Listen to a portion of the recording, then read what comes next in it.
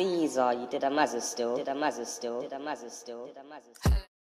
What's going on, guys? Welcome back to MazzaProductions. And after the UFC 257 bout that took place the weekend just gone, in today's video we're of course going to be looking at all things Conor McGregor. But before we get into any points regarding McGregor himself, it's worth praising Poirier for the performance he put on. He came in with an established game plan and executed it pretty much to perfection.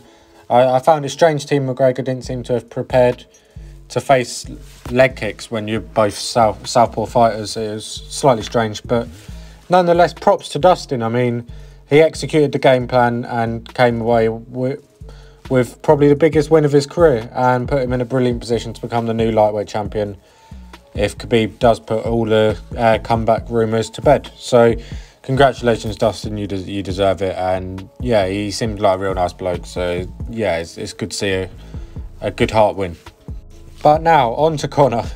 During the build-up to this fight, we heard from Conor, John and the rest of his team that this was the best Conor they'd ever seen in camp. And pre-fight, they made it public that it was the best camp he'd ever had, and therefore we were expecting, obviously with a bit of leeway, the best performance we could see. And in reality, we saw a man who, whilst clearly having great respect for Dustin, seemed to have somewhat overlooked him completely. He came out with a solely boxing stance, came out solely trying to box within an MMA fight and disregarded the rest of the potential attacks he may face and the attacks he could throw in an MMA cage. And yeah, he just got picked off slowly with every leg kick. Dustin took his big shots and grew in confidence. And with Dustin being a southpaw and his potential boxing opponent Manny Pacquiao also being southpaw, I personally believe he basically saw Dustin as a warm-up stepping stone to practice for a fight which now will never be made. It's obviously a big mistake, and from a boxing standpoint, his feet weren't even moving. He weren't stepping in with the punches correctly and wasn't generating the power he could have. And this may have been to get some rounds in, but if so, what a mistake that ended up becoming. The main telling factor in this fight for me was activity, and that's not intended as an excuse for Conor at all, because the reason he hasn't been active 90% of the time has been down to him. But yeah, it was very clear that Dustin had experienced the fight night feeling more regularly than Conor. And that's not a knock on Dustin's performance at all. He's kept active and it served him well. And yeah, I mean, since 2016, before this fight, obviously, Conor had only stepped into the octagon twice. And two of them bouts, one of them was an absolute mauling from Khabib. And the second one was over in 40 seconds. So I firmly believe that if he does continue to fight, he can build up his sharpness and taste victory against some good opponents. But I also believe now that the Conor McGregor era of dominance is 100% over.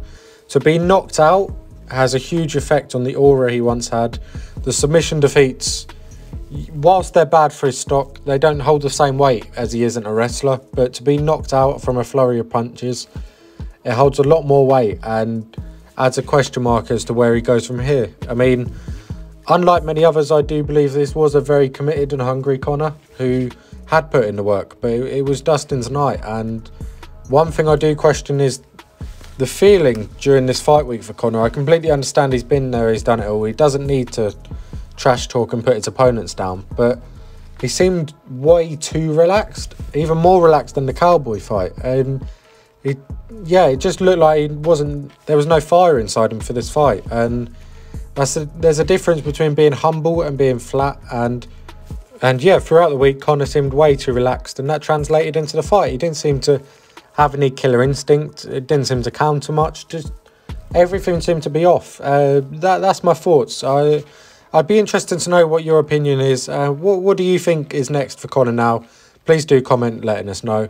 But that is going to wrap up this video. If you have enjoyed, please don't forget to drop a like. Subscribe if you're new. We'll see you later. Peace.